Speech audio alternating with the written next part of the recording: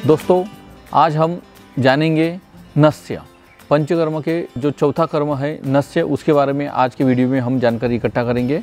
नमस्ते दोस्तों, मैं डॉक्टर महेश चौधरी हमारे निरामयी वसुधा यूट्यूब चैनल में आपका सहर्ष स्वागत करता हूँ। नस्य मतलब नासा से जो ग्रहण किया जाता है दवाई या नासा से जो चिकित्सा की जाती है उसे नस्य कहते हैं। तो जैसा कि हमने कफ के बारे में देखा वमन कर्म किया जाता है, पित्त के और रक्त के बारे में हमने देखा कि जिसके लिए विरेचन दिया जाता है, और वात के लिए हमने बस्ती चिकित्सा देखी, बस्ती कर्म देखा। लेकिन वैसा ही ये नस्य के लिए कोई दोष विचार ऐसा पर्टिकुलर बताया गया नहीं है कि कोई दोष के लिए ही नस्य करना चाहिए। स्थान वैगुण्य भी ऐसा कोई स्पेशल दोष का तो स्थान वैगुण्य भी नस्य की चिकित्सा में बताया नहीं गया है। लेकिन ऊर्ध्व जत्रुगत प्रदेश में जो भी दोष स्थानापन्न होते हैं, प्रसर पाते हैं या फिर इकट्ठा होते हैं, ऐसे मस्तिष्क के या ऊर्ध्व जत्रुगत रोगों के लिए विशेषतः ये नस्य प्रक्रिया या नस्य कर्म बताया गया है। वाग्भट जी ने इसके बारे में बहुत अच्छा कहा है। ऊर्ध्व जत्रु विकारेषु विशेषान नस्य मिश्यते नासो ही शीर्षोद्वार तेन तद व्याध हंति तान। तो ऐसा अष्टसंग्रहकार ने कहा है। ऊर्ध्वजत्रुगत विकार में नस्य चिकित्सा प्रधान कर्म कहा गया है। नासो ही शीर्षोद्वारम मतलब ये नासा ही अपने मस्तिष्क का शीर का द्वार कहा गया है, जो कि हमने हमारे पंचकर्म के जनरल वीडियो में भी कहा था कि मॉडर्न मेडिसिन भी अभी जो न्यूरो सर्जरी है वो एंडोस्कोपिक नासा के द्वार से करते हैं, थ्रू नाजल कैविटी करते हैं। तो नासो ही शीर्षोद्वारम तो उन लोगों को अभी ये पता चले, जबकि हमारे आयुर्वेद में ये 2-3 हजार साल पहले बताई गई थी। नस्य की और व्याख्या हम देखेंगे, जैसे कि सुश्रुत जी ने कहा है औषधम औषधम सिद्धो वह सिद्धो नासिकाभ्याम दियत इति नस्यम।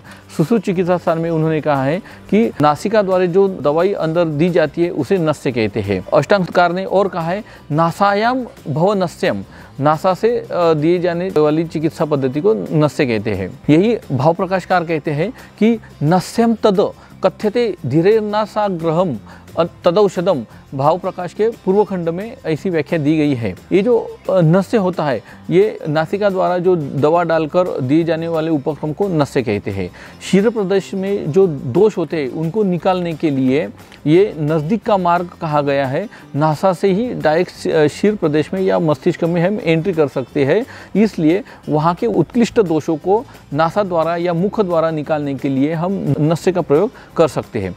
नस्य के पर्यायों में उसे शिरोविरेचन, नस्य प्रच्छर्दन, नस्य कर्म या नावन ऐसे भी उसके पर्याय हमें देखने को मिलते हैं। यह जो नस्य होता है ये मुख्यतः 2 प्रकार का होता है, एक उसके कार्मुकता के हिसाब से और दूसरा द्रव्य के हिसाब से। तो कार्मुकता के हिसाब से भी उसके 3 प्रकार पड़ते हैं, एक विरेचन नस्य, बृहण नस्य और शमन नस्य।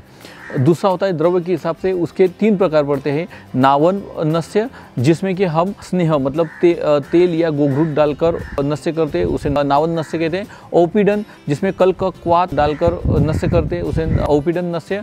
और प्रधवन नस्य जिसमें कि हम तरह तरह के चूर्ण द्वारा नस्य प्रयोग करते हैं, जैसे कि हमारे बुजुर्ग लोग सेवन करते थे तपकीर का, तो वो एक औपीडन नस्य का प्रकार हुआ करता था। नस्य द्रव्य की जो योग्य मात्रा होती है वो मात्रा 2 प्रकार की होती है, एक मर्श नस्य और प्रतिमर्श नस्य। मर्श नस्य अधिक मात्रा में दिया जाता है तो प्रतिमर्श सिर्फ 2 बिंदु नासिका में डाले जाते हैं। तो नस्य करने के पूर्व क्रम में अभ्यंतर स्नेहपान जरूर है, जिससे कि दोष लघु बन सके या पतले हो सके।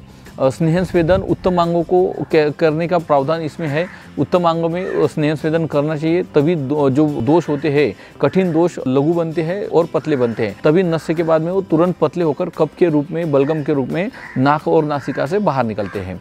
ये हो गया पूर्व कर्म। प्रधान कर्म करते वक्त नस्य के वक्त पोजीशन बहुत इंपॉर्टेंट मायने रखती है। तो पोजीशन में उसे हेड लो पोजीशन देना चाहिए, जिसके बारे में शास्त्र में कहा गया है किंचित उन्नत पादः किंचित मूर्धनि नमिते, मतलब हेड लो पोजीशन।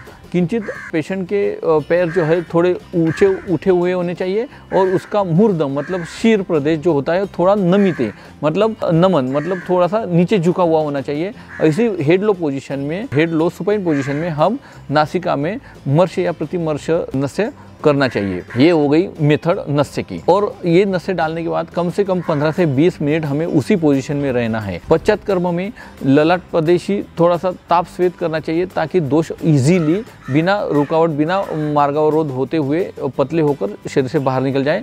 हाथों से शिर प्रदेश में मर्दन करना चाहिए।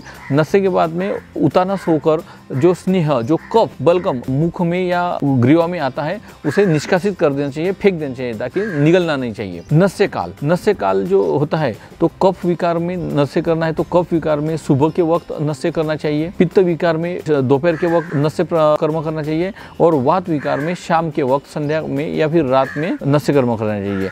और स्वस्थ आदमी तो शरद और वसंत ऋतु में सुबह करना चाहिए, स्वस्थ व्यक्ति ने हेमंत और शिशिर ऋतु में दोपहर में करना चाहिए और ग्रीष्म ऋतु और बरसात के ऋतु में मतलब वर्षा ऋतु में सायंकाल के समय में एक स्वस्थ व्यक्ति ने नस्य कर्म करना चाहिए। तो दोस्तों ऐसा ये नस्य करने के बाद में पहले तो हमें थोड़ी सी तकलीफ होती है क्योंकि शीर प्रदेश में बहुत दर्द होता है, लेकिन जैसे जैसे कफ निकलता जाता है तो हमें बहुत ही लघुता, बहुत ही मार्दवता शरीर में मालूम पड़ती है, इंद्रिय प्रसन्न हो जाते हैं। ऐसे बार बार करने से हमें फिर पहली बार तकलीफ होती है, दूसरी बार बहुत कम होती है, तीसरी बार इससे भी कम होती है, चौथी बार तो मालूम ही नहीं पड़ता है कि कब नस्य लेते हैं। इसलिए पहले 3 नस्य में हमें थोड़ी सी तकलीफ हो सकती है, बाद में बिल्कुल नहीं होती है। तो ऐसे नस्य के क्या फायदे हैं?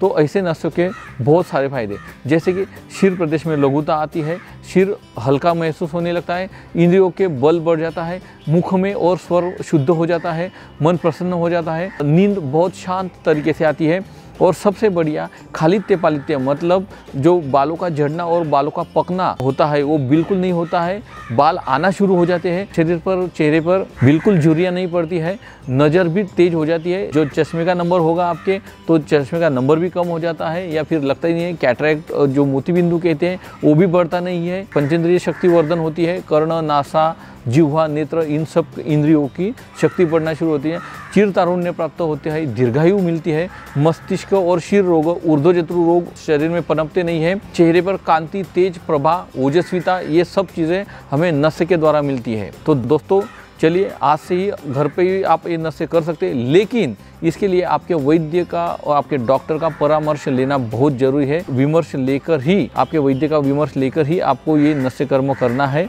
बहुत ही आसान चीज़ है जिसे आप घर पे भी कर सकते हैं। चलिए आज से आप नस्य कीजिए और मैंने ये जो नस्य के फायदे गिनाए हैं इसका आप जरूर लाभ लीजिए।